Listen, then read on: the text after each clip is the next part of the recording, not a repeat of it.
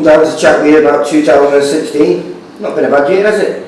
Do you know what? It's been okay. I mean, I've just been looking at the kids that we've got, and probably the first year not had a British champion for the last 10 years, so it's disappointing because that Longdale belt's a lovely belt, and we always like to have one in the camp, but it's been good that we put on a lot of shows. All the shows have been high quality, and a lot of good fights, including fights between our own VIP lads, which has worked, and I intend to do that in 2017 again. You know, the winners move on, and the losers hopefully put a good performance up, and we move forward as well, so we can carry on progressing them as well as the winner. And the biggest plus, Lee, and there's too many names to mention, but we've spoke about it, probably going to put some clips in of the young kids on this one, is that you made some good signings this year. That we've actually got some high quality young prospects that I'd be disappointed if they're not champions in 2018. So that's been the highlight of 2016, that kids coming through. We've actually signed a lot of young talented kids who are going to keep the VIP name going for many years, you know. And obviously the likes of Terry Flanagan's defended his world title three times, and since Kell Brooks got beat, he's now the best record, 32-0 in the country. So that's a nice thing. Josh Waddington only fought twice in 2016, but he's still unbeaten, and going to move on and hopefully be a world champion by the end of 2017. And then you've got the likes of Jack Armfield and Tom Farrell and Masher, who won WBA and WBC internationals. So you know, we've still got the champions, but we was light on the British, which I'm disappointed with, but next year we'll put that right again. Alex won the Central Area title as well. Yeah, and you had the two cracking fights for the Central Area with Adam Ismail and we won one apiece, so the both, that reminds me to order them both belts on that one. I think I need to order one for Rutten as well, so that'll be my Christmas time ordering the Central Area belts. Waste that present. Yeah, I don't know if he deserves one, we've not seen him since. He's still got the Central Area one, they should have given back.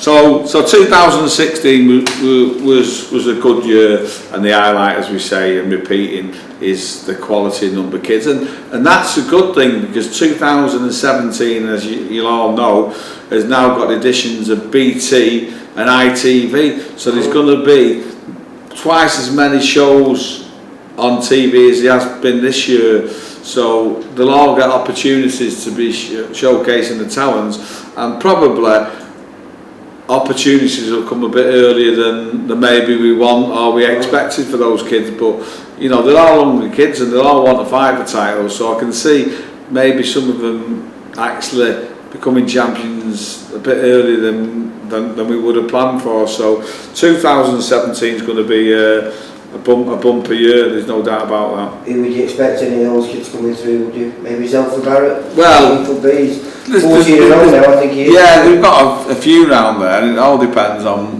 what opportunities come for him as well. But you know, I would be very surprised if Zelfa's not got a strap round him by the end of 2017. So more exciting news, young guys at Low, he's fighting for the European title, isn't he, against that Dennis Salon, isn't he? You know, we forgot about little Isaac there, didn't we? He's the Commonwealth champion. He just kind of disappeared off the scene because he trained for the title and the kid didn't come over there. But no, he's got a European title in March, and I've spent a little bit of time with Isaac yesterday telling him that it's a great opportunity. He's got to grasp it, and he's up for it. Yeah, so he's put on Facebook he wants to win the title, and then he wants to go out and fight Ryan Wallace, doesn't he?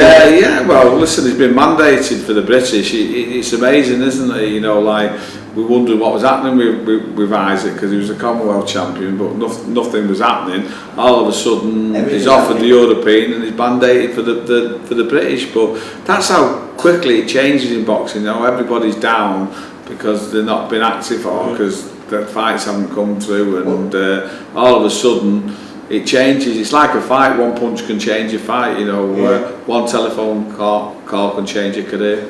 Well, another bit of good news was like the fact that you've got Joe Murray started back with you last year. You've kept him busy all year, and then towards the end of the year, he went over to Denmark on the same show that Ryan Walsh lost to the European champion.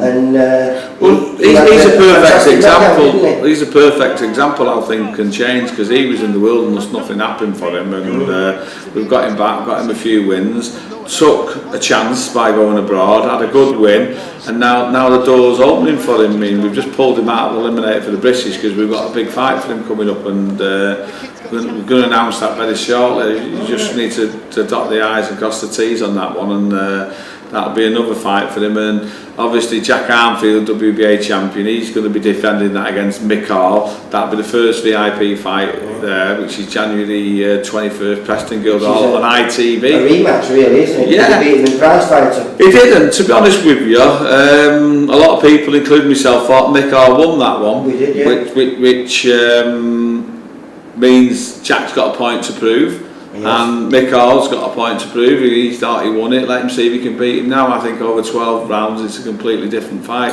I was managing them both at the time, but obviously I just manage Jack now, so my focus is in Jack, and we took the fight because we were expecting to win it, and I think Jack will well, he's had a great year, and he's had a busy year, which has been the difference for him, where Mick's not been so busy, and that probably and like Jack's another one. He could have easily quit boxing, but he's stuck at it. He's trained hard.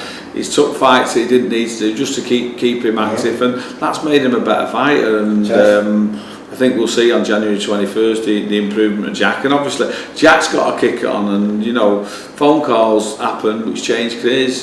He's not beyond a call of getting a world title fight. That's how it is. I mean, you can fight for world title without even winning the British nowadays, can't you? Got an high ranking in the WBA. We'll see what happens with that. And then we've got our own shows, haven't we? We've got First one, 18th of February, Victoria Warehouse, where we're going to have all the local kids out.